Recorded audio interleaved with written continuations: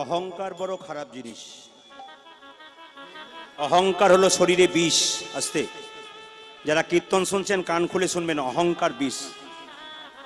আমাকে আমার গ্রামের যারা আছেন, আমার বন্ধু বান্ধব যারা আছেন, তারা আমাকে ফোন করে বলে, তুই এত কীর্তন করছিস, এত মানুষের মনোরঞ্জন করার চেষ্টা করছিস, আর তোর যেখানে কীর্তন হয় মানুষের ভিড়, কীর্তন আরম্ভ হবার 2 ঘন্টা আগে থেকে মানুষ আসর নিয়ে নেয় প্রতিটি জায়গায়, 2 ঘন্টা 4 ঘন্টা আগে থেকে। কিন্তু যদি আমার ভেতরে অহংকার হয়ে যায়, প্রদীপ পালে কীর্তন শুনতে এসছে বলে এত মানুষ, না, গোবিন্দ কৃপা করে আমাকে দিয়েছেন, সেই কৃপার বস্তু আপনাদের দিচ্ছি। আশীর্বাদ করবেন যেন অহংকার জীবনে না হয়। অহংকার যদি কারো ভেতরে জন্মে গেল, সে কিন্তু শেষ হয়ে গেল। প্রেম যার ভেতরে আছে সে কিন্তু উঠবে, আর অহংকার যার ভেতরে আসবে, তাকে একটা কথা বলি, যদি ভেতরে কারো অহংকার হয়, একটি কাজ করবেন, বারবার মন্দিরে প্রণাম করবেন। যে যত মন্দিরে প্রণাম করবে তার তত অহংকার দূরে যাবে। কিসের অহংকার করছেন আপনি? শারীর গহনা শরীরের না, বল বুদ্ধি ভরসা 40-এ ভরসা। যে রংটা আপনি দেখছেন, যে চেহারাটা এখন আপনি দেখছেন, ওটা চিরকালের নয়। আপনার দাদু ঠাকুমার ছবিটা দরজায় টাঙানো আছে, আপনার চাইতে সুন্দর দেখতে ছিল, ওদেরকে দেখুন ওরা কোন অবস্থায় গেছে, আপনিও সেই অবস্থায় যাবেন যদি সেই জায়গায় পৌঁছাতে পারেন। কিসের অহংকার? এই কদিন আগে আমি গান করছিলাম হুগলি জেলায়, তো কলকাতা থেকে 3টে মেয়ে গান শুনতে এসছে ওদের বাড়িতে, 4 চাকা গাড়িতে। জিজ্ঞেস করলাম, এত দূর থেকে এলেন, বলে আপনাকে তো পাওয়াই যায় না, আমাদের আত্মীয় বাড়ি এসছেন তাই চলে এলাম। 3টে মেয়ে গোপাল কোলে করে নিয়ে এসছে, গোপালগুলোকে আসরে নামিয়ে দিল, কীর্তনে আসরে বসে গেল। কীর্তন শেষ হয়ে গেল, সবাই যখন উঠছে, ওই 3টে মেয়ে সবার ধুলোতে গড়াগড়ি দিচ্ছে, দারুণ নতুন নতুন কাপড় পরে। আমি চালাকি করে জিজ্ঞেস করলাম, দিদি কাপড়টা ময়লা হবে না, গড়াগড়ি দিলেন? উনি তখন বলে উঠলেন, দাদা আপনি তো বলেছেন স্বামীর যদি 4টে কাপড়ের দোকান থাকে, যখন দেহ থেকে প্রাণ বেরিয়ে যাবে, একটা কাপড়ও সঙ্গে দেবেন, কি দরকার আছে, ধুলোতে একটু গড়াগড়ি দিয়ে দিই। আমি জিজ্ঞেস করলাম, আপনি কি করেন? উনি বলতে চাইছিলেন না প্রথমে। যারা দেখবেন ভারী মানুষ হয় তাদের গুণের কথা বলে না, আর যাদের হালকা মানুষ হয় তারা দেখবেন বলে বলে বেড়ায়। যাদের প্রচুর ধন আছে তারা বলে না, চুপ করে থাকে, আর যাদের হালকা হয়েছে তারা দেখবেন বলে বলে বেড়ায়। ও বলছে, আমার কি করেন? কিচ্ছু না। আরে করেন কিছু আপনি, আপনাকে দেখে মনে হচ্ছে। আমি একটু পড়াই। বলে কোথায় পড়ান? কলেজে। তারপরে কলেজ অধ্যাপিকা। সেই মেয়েটা গোপাল করে নিয়েছে। জিজ্ঞেস করলাম, আপনি অধ্যাপিকা, অধ্যাপিকা হয়েছে তো কি হবে, সে তো গোবিন্দ কৃপা করেছে। তবে জন্ম দিয়েছে একজন, জন্ম দিয়েছে একজন, পড়াশুনো করিয়েছে একজন মাস্টারমশাই, চাকরি দিয়েছে আরেকজন। আপনি মরে যাবেন, নিয়ে যাবে অন্যজন, আপনার কি আছে? যে মাটিতে দাঁড়িয়ে আছেন সেই মাটিতে আপনি নিতাই গৌর হরিবল হয়ে যাবেন। কিসের অহংকার করছেন আপনি? কীর্তন শুনতে এসছেন, গ্যারান্টি নাই বাড়ি যাবেন। রাত্রিবেলায় শোবেন, সকালবেলায় চোখ খুলবেন তো সকাল হবে, চোখ না খুললে পরকাল হবে। ট্রেন আসবার সময় সিগন্যাল দেয়, আমরা জানতে পারি ট্রেন আসে। মৃত্যু আসবার সময় সিগন্যাল দেয় না, যে কোনো মানুষের জীবনে যে কোনো মুহূর্তে আসতে পারে। কিসের অহংকার? এখনই আছে এখনই নাই, এখনই ঘর যেতে যেতে শেষ হয়ে গেলে নিতাই গৌর হরিবল হয়ে যাবে। তাই অহংকার করে কোনো লাভ নাই। ভালোবাসতে শিখুন মানুষকে, দেখবেন গোবিন্দের কৃপা পাওয়া যায়। মানুষের আশীর্বাদ যত আপনার মাথায় পড়বে, গোবিন্দের কৃপা কিন্তু তত পড়বে। ওই জন্য ভালো ব্যবহার করতে হয়। কেন? ভালো মানুষ হতে হয়। দেখবেন ভালো মানুষ হলে আপনার লাভ আছে। আপনি মৃত্যুর পর যখন বলো হরি হরি বলে নিয়ে যাবে, লোকে বলবে লোকটা খুব ভালো ছিল গো, খুব ভালো মানুষ ছিল, যার মেনে স্বর্গে যাবে। আপনার মৃত্যুর পর যদি কেউ বলে এই লোকটা খুব দুষ্ট ছিল, ইনি নরকে যাবেন। এই জন্য জন্ম হোক যথাযথা, কর্ম যেন তোমার ভালো হয়ে যায়। মুকুন্দ সরকার যখন 3টে মেয়ে, একটা মেয়েকে জিজ্ঞেস করলাম প্রফেসর, একটা মেয়েকে জিজ্ঞেস করলাম আপনি কি করেন? ওই আমার স্বামী দাঁতের ডাক্তারটা, একটু সাহায্য করি। সাহায্য করেন মানে? আমিও করেছিলাম, হয়ে গেছি, মানে উনিও দাঁতের ডাক্তার। একটা মেয়েকে জিজ্ঞেস করলাম আপনি কি করেন? বলে আমি বিউটি পার্লারে কাজ করি। বললাম আমিও তো। আপনি প্রদীপ বাবু আপনি? বলে হ্যাঁ আমিও। তাহলে কি কীর্তনে ফাঁকে ফাঁকে? বলে না, সবসময় করি, এই যে আজকে করছি। বলে বুঝতে পারলাম না। আপনি বিউটি পার্লারে কাজ করে ভুরু শেভ করে দিন, চুল কেটে দিন, সব কিছু করে দিন, সুন্দর করেন বাইরেটা। আর আমি বিউটি পার্লারে কাজ করে মানুষের বাইরেটা সুন্দর করতে না পারি, মানুষের ভেতরটা সুন্দর করার চেষ্টা। যে মেয়েরা তিলক করে এসছে আমার খুব ভালো লাগছে, যারা তিলক করেন নাই ভালো লাগছে না তা নয়। হিন্দুদের সবচাইতে লজ্জার ব্যাপার, তিলক মালা করলেই লোকে পেছনে লাগে।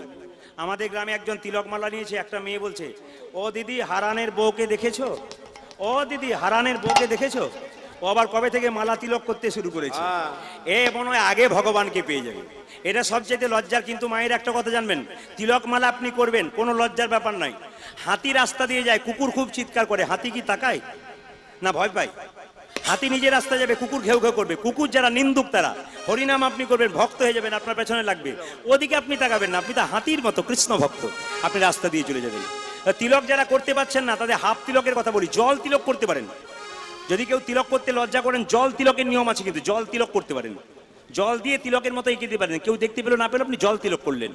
তার চাইতে একটা লাভ আছে কি বলুন তো, তুলসী মন্দিরে জল ঢালতে ঢালতে তুলসী গাছে যে কাঁচা মাটি, ওই মাটিটা আপনি এই আঙ্গুলে করে নেবেন। কেন? এটা বৃদ্ধাঙ্গষ্ঠী, এটা তর্জনী, এটা মধ্যমা, এটা অনামিকা, এটা কনিষ্ঠা। অনামিকা কেন? এই আঙ্গুলে কেন নেবেন আপনি? তুলসী পত্র দেবেন এই আঙ্গুলটা সঙ্গে করে, বাতাসা দেবেন এই আঙ্গুলটা সঙ্গে করে, আপনি দুর্বা ঘাস দেবেন এই আঙ্গুলটা সঙ্গে করে। কেন? আপনারা যারা গুরুমন্ত্র নিচ্ছেন তারা সবাই লক্ষ্য করবেন, গুরুমন্ত্র ভজন করবার সময় এই আঙ্গুল থেকেই শুরু হয়। হ্যাঁ কি না জোরে বলুন? এই জন্য এই আঙ্গুলটা হচ্ছে কৃষ্ণের আঙ্গুল। এই জন্য সবাই লক্ষ্য করবেন, তুলসী মন্দিরে জল দেওয়ার সময় কাঁচা মাটিটা হরে কৃষ্ণ মহামন্ত্র বলে তিলক নেবেন 3 বার, মানে ফোঁটা নেবেন। আপনার বাচ্চাকে দেবেন, আপনারা দেবেন। কেন? বাচ্চা প্রথমে সাইকেলে চাপে, হাফ প্যাডেলে না সিটে চেপে যায়? হাফ প্যাডেলে চাপে। আগে স্কুলে ভর্তি হবেন তবে তো, আগে আপনি শুরুটা করুন, দেখবেন একসময় মনে হবে না না এবার তিলক করতে শুরু করবো। মানে আপনাকে ঢুকতে হবে ভেতরে, তবে তো কাজ হবে। এই জন্য সব চাইতে ভালো লাগছে আপনাদের এই জায়গাটা হাওড়ার। কেন ভালো লাগছে? অন্য জায়গায় হাওড়াতে আমি প্রচুর গান করি, মাইক সেটে একটু প্রবলেম থাকে, কিন্তু মাইক সেটটা খুবই ভালো, মাইক ম্যানটাও ভালো। কেন? হাসি খুশি ব্যাপার আছে, কোনো রাগ নেই, কিছু নেই। এইটাই তো দরকার আছে। আর আশীর্বাদ করে দিন যেন আরো সুন্দর মাইক চালাতে পারে, এরকম মাইকের দরকার আছে। তো নিবেদন আপনাদের সামনে, আপনার সবাই কাল থেকে তুলসী মন্দিরে এই আঙ্গুলটা করে নিয়ে একটু করে মাটি নেবেন, আপনার বাচ্চাকে দেবেন, সবাইকে দেবেন। কেন? এটা শুরু করুন আপনারা বাড়িতে বাড়িতে, দেখবেন কৃষ্ণ ভক্ত হতে বেশি দেরি হবে না। সবাই ও তারে বিনোদ ললাটে, বিনোদ তিলক, বিনোদ ললাটে, বিনোদ তিলক, বিনোদ বিনোদ সাজে, বিনোদ বিনোদ সাজে, আমার কানসে বিনোদ যায় গো, কানসে বিনোদ তুই আমার কানতে বিনোদ রায় গো, আমার কানতে বিনোদ রায়। বিনোদ গলায় বিনোদ মালা, বিনোদ বিনোদ দুলি, ও তার বিনোদ গলায় বিনোদ মালা, বিনোদ বিনোদ বলে। আচ্ছা, কারা কারা মালা পড়েছেন হাত তুলুন তো। সোনার মালার কথা বলেছি, সোনার মালা। সোনার মালা কে পড়েছে? মাথা খারাপ, পড়লেও তুলবো না, গন্ডগোল আছে। এইদিকে তাকান, হাত তুলছেন। সোনার মালা কারা কারা পড়েছেন? আচ্ছা, তুলসীর মালা কারা কারা পড়েছেন? হ্যাঁ। আচ্ছা, কিছু মনে করবেন না, অনেকের দেখবেন কম বয়সে বৈরাগ্য জন্মায়, অনেকে আবার 80 বছরও বৈরাগ্য জন্মায় না। কিন্তু না, আমি তা বলছি না। তিলক নিলে আর মালা নিলে যে ভক্ত হয় তা নয়। আপনি বাজার থেকে তিলক কিনতে পারেন, ওটা পরে নিলে ভক্ত হওয়া যায় না। বাজার থেকে পোশাক কিনতে পাওয়া যায়, পড়লে ভক্ত হওয়া যায় না। বাজার থেকে মালা কিনতে পাওয়া যায়, আগে ভেতরটাকে ঠিক রাখতে হবে, তারপর কাজ হবে। আগে নিজের ভেতর ভালো করুন, আপনার বাইরেটাকে ভালো করে। হ্যাঁ, তবে মালার দরকার আছে, তিলকের দরকার আছে। কেন বলুন তো? উনি মাস্টার। কেন মাস্টার? রাস্তা দিয়ে পেরিয়ে যাচ্ছেন, কারো পেয়ারা গাছে 4টা পেয়ারা ঝুলছে, চারিদিকে তাকাচ্ছেন, মনে মনে হচ্ছে পেয়ারা তুললে ভালো হয় না। তুলতে গিয়ে মনে মনে বিবেক ধাক্কা দেবে। কেন? মালা মালা পরেছিস আর পেয়ারা খাচ্ছিস, মানে পেয়ারা তুলতে গিয়ে কিন্তু আপনি থমকে দাঁড়াবেন। কেন? মালা আপনাকে বাধা দেবে, ইনি মাস্টার। তিলক যদি থাকে আপনাকে বাধা দেবে। কেন? এই তিলক করেছিস আর তুই, এই জন্য তিলক দরকার আছে, মালা দরকার আছে। কেন?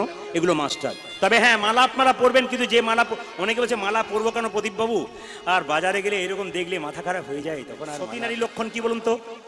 সতী নারী কাকে বলে? সকালবেলায় ঘুম থেকে উঠে যে স্বামীর সঙ্গে ঝগড়া করে। আপনাদের এখানে কেউ করে না, সব সতী নারী। দাদারা বলছেন বাড়ি গিয়ে দেখবেন কি হয়। আচ্ছা, সতী নারী কাকে বলে? এইদিকে দেখান, সকালবেলায় ঘুম থেকে উঠে যে স্বামীর পা ছুঁয়ে প্রণাম করে তাকে সতী নারী বলে। আপনারা এতজন এসছেন, কে কে সকালে প্রণাম করেন? হাত তুলুন। দাদারা ভাবছেন এতদিন পরে আপনি আমাদের হয়ে বললেন, কেউ বলে না। না না। আচ্ছা, দাদারা হাসছেন, ভাবছেন বলুন বলুন, আমাদের বললে তো গন্ডগোল আছে, আপনি বললে ঠিক আছে। এইদিকে সকালবেলায় ঘুম থেকে উঠে স্বামীকে, আজকে কীর্তন শোনার পর যারা বাড়ি যাবেন, সকালবেলায় সবাই স্বামীকে প্রণাম করবেন। দাদা ভাইরা পাগুলো একটু ধুয়ে মুছে শোবেন, যেন কাদা বালি না লেগে থাকে, প্রণাম হবে আপনাদের। আচ্ছা মায়েরা, আপনাদের একটা কথা বলি, সতী নারী তারা হয় যা স্বামীর নাম করে ডাকে না, স্বামীর নাম করে ডাকে না। আপনাদের এখানে মেয়েরা কিন্তু স্বামী, চুপ করে শোন, তোরও বিয়ে হবে, চুপ কর, শোন মন দিয়ে, চঞ্চলতা করবি, মাথায় হাত দিস না, তোরও হবে, ভালো করে শোন। এইদিকে মায়েরা, স্বামীর নাম দেখবেন আজকালকার মেয়েরা করে, আপনাদের হাওড়া জেলায় করে না, আমাদের ওদিকে করে। দেখবেন শ্বশুর মশাই শাশুড়ি মা বসে আছে, তার সামনে মেয়েটি বলছে তার স্বামীকে, এই তাপস, কি ডিজাইনের ডাক, যেন ঠাকুমা নাতিকে ডাকছে। না না, একটু লজ্জা পর্যন্ত করছে না যে শ্বশুর মশাই শাশুড়ি মা বসে আছে, তার সামনে স্বামীর নাম করছে। আমার মা বেঁচে আছেন 75 বছর বয়স, আমার বাবা 2 বছর হলো পালিয়ে গেছেন আমায় ছেড়ে। কোথায় গেছেন? নিতাই গৌর হরি বল। তো নিবেদন আপনাদের সামনে, আমার মা কোনোদিন বলতো না, নাম করে ডাকতো না। এখানে অনেক বয়স্ক মায়েরা আছেন যারা স্বামীর নাম করে না। আমার কাকিমার 65 বছর বয়স, সে বললো বাবা আমার গুরু মন্ত্র হয় নাই, তোর গুরুকে ডাক, আমি মন্ত্র নেবো। আমি গুরুদেবকে ফোন করে বললাম বাবা মন্ত্রটা দিয়ে দেবেন। বাবা এলেন, মন্ত্র দিয়েছেন, আমি কীর্তনে বেরিয়ে গেছি। কাকিমা এসে আমার হাত ধরে বলছে বাবা গুরু মন্ত্র হলো, সব ভালো হলো, এক জায়গায় গন্ডগোল হয়ে গেল। বলে কি? গুরুমন্ত্র দিয়ে গুরুদেব বলেছে হরে কৃষ্ণ মহামন্ত্রটা 3 বার বলবে, তারপর গুরুমন্ত্র জপ করবে। আমার সবই ভালো হয়, এক জায়গায় গিয়ে আটকে যাই। বলে কোথায় গিয়ে আটকে যাও? বলে হরে কৃষ্ণ কৃষ্ণ কৃষ্ণ হরে হরে।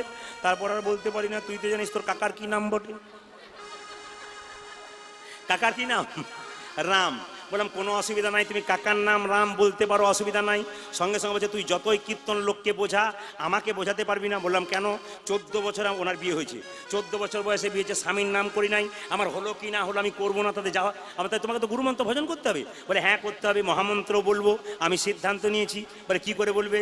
আমার তো 7টা ছেলে, মরে যাবার পর একটা ছেলে হয়েছে, তার নাম ফেলারাম। ওই জন্য আজ থেকে আমি এরকম সিদ্ধান্ত নেবো, হরে কৃষ্ণ কৃষ্ণ কৃষ্ণ হরে হরে, হরে ফেলারে বাবা, হরে ফেলারে বাবা, ফেলারে বাবা, ফেলারে বাবা। কীর্তনে যে কি মজা আছে, যত রাত বাড়বে তত মজা পাবে। আবার মায়েরা এইদিকে তাকান।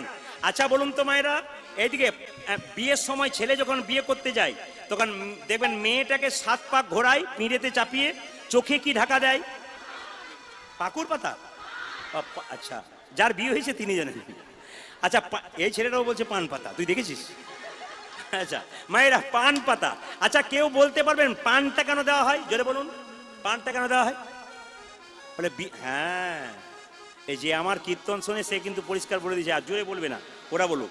পানটা দেওয়া হয় কেন? পানটা যোগ মায়া, মানে পানটা সরিয়ে মেয়েটি যখন স্বামীর মুখ দেখবে তখন মায়ার যোগ হবে। এই গানটি এক জায়গায় গেয়েছি, এক কাকা বাবুর বাড়িতে বাসা। তিনি বলছেন বাবা তুমি যে বললে পান সরালে মায়া হয়, আমার 3টে ছেলে 3টে বৌমা মায়ায় নাই, খালি ঝগড়া করছে। বললাম কাকা বাবু মায়া থাকবে কি করে? পান ঢাকা দেবার আগে রাস্তায় কতবার দেখা হয়ে যাচ্ছে। ওই আবার দেখবেন সমাজের ভুলগুলো একটু ধরিয়ে দিই, বয়স্ক বাবারা আছেন, সমাজের ভুলগুলো ধরিয়ে দিই। দেখবেন এইদিকে যাদের বিয়ে হয়েছে মালা বদল হয় নাই, জোরে বলুন হ্যাঁ না না। অনেক মায়ের বলছেন না। যাদের পালিয়ে বিয়ে হয়েছে তাদের হয় নাই, যাদের বিয়ে হয়েছে আর কি মালা বদল হয় নাই। তা আমার দিকে তাকান, যখনই মালা বদল হয় ওই জায়গাটা খুব দামি জায়গা। কেন? ওটা জীবনের সন্ধি, এই যে জীবনের সন্ধিক্ষণ, শুভলগ্ন। ওই সময় মালা বদল করার সময় মেয়েটি স্বামীর মুখ দেখবে, স্বামী স্ত্রীর মুখ দেখবে, দুজন দুজনকে তাকিয়ে মালাটা ভক্তি ভরে দেবে। কিন্তু যখনই মালাটা মেয়েটা স্বামীটাকে দিতে যায়, পাশ থেকে দেখবেন একজন এইদিকে এইদিকে আছে না, আছে না? না না, এই ক্যামেরাম্যানকে বলি নাই।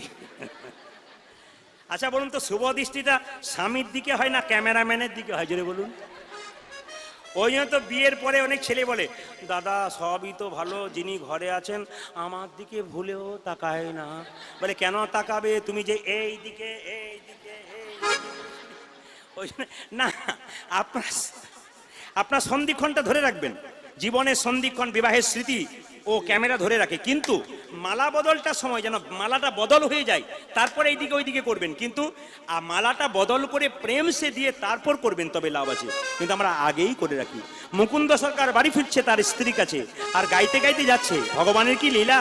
ওই আমি কোথায় গেলে পাবো গো দেখা, আমার ঘন শ্যাম, আমার ঘন শ্যাম। বলে ধরি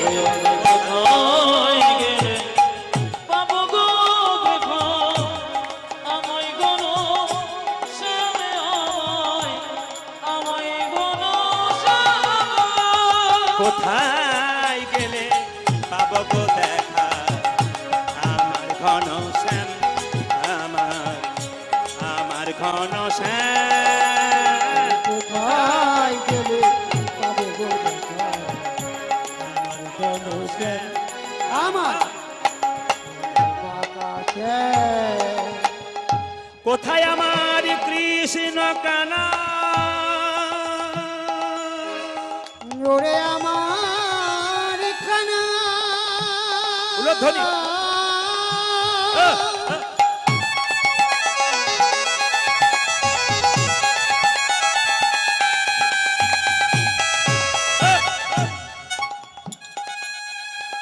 একবার দেখা দে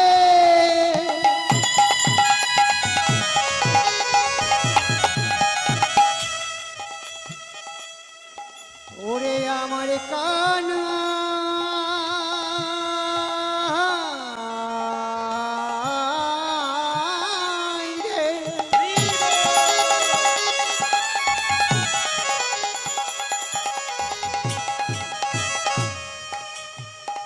কোথায় আমার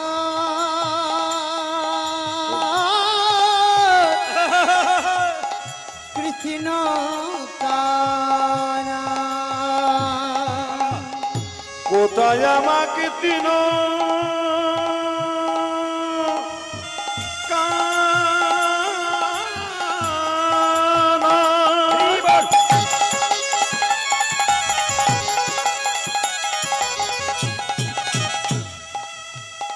কোথায় গণটা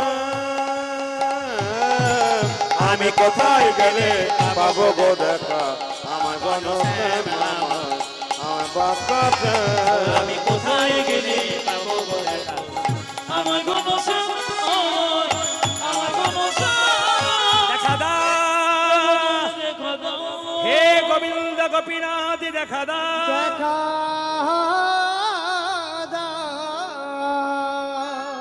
মুকুন্দ সরকার সবার চিকিৎসা করতে করতে মুকুন্দ সরকার সবার চিকিৎসা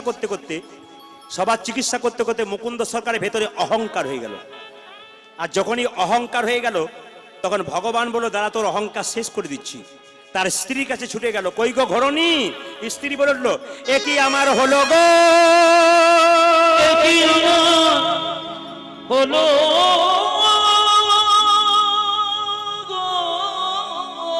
কি হয়েছে? তুমি যেদিন থেকে চলে গেছো স্বামী, আমার চোখগুলো জ্বালা করে, হাতগুলো জ্বালা করে, পাগুলো জ্বালা করে, খিদে নেই, জিভ জ্বালা করে, সারা শরীর জ্বালা করে, কেন এমন হয়? মুকুন্দ সরকারে তখন অহংকার, এই সারা বাংলা চিকিৎসা করছি, তোমার রোগ ধরতে পারবো না মানে? দেখি দেখি তোমার জিভ দেখি, দেখি তোমার চোখ দেখি, দেখি তোমার হাত দেখি, দেখি তোমার পায়ের তলগুলো দেখি, একই আমি সারা বাংলা চিকিৎসা করছি, আমার স্ত্রী রোগ ধরতে পারছি না কেন? রাত্রিবেলায় মুকুন্দ সরকার মহাপ্রভুর মন্দিরে কেঁদে কেঁদে বলল, প্রভু বলে দাও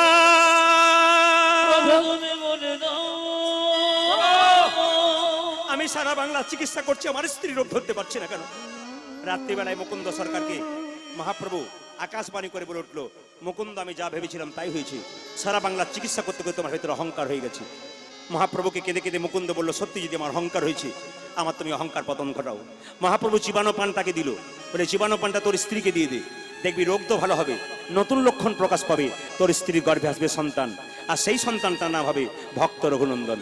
মুকুন্দ সরকার মহাপ্রভু জীবাণু পানটাকে নিয়ে ছুটে এলো তার স্ত্রীর কাছে, আর গাইতে গাইতে যাচ্ছে, ও গো যশোদার দুলাল গজের রাখা বৃন্দাবন মান হারি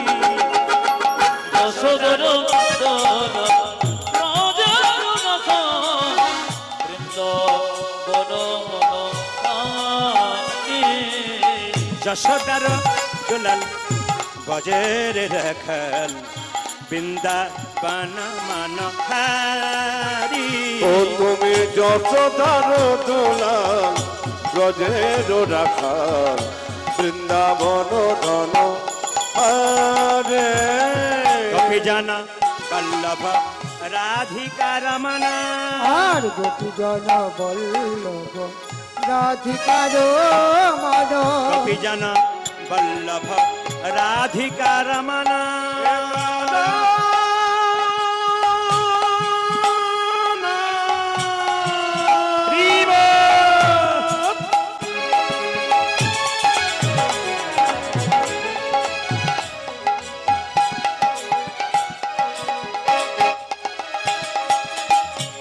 হে প্রাণব বল্লভ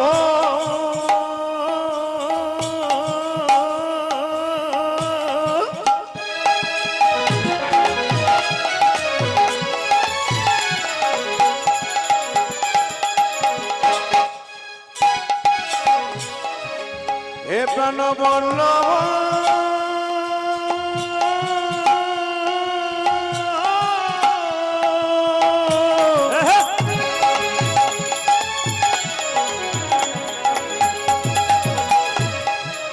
হে প্রাণ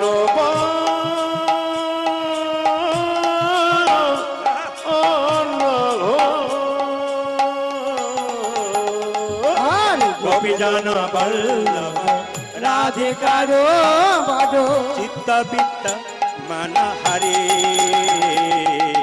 বৃন্দা বন মন হরি উলধ্বনি যশোদর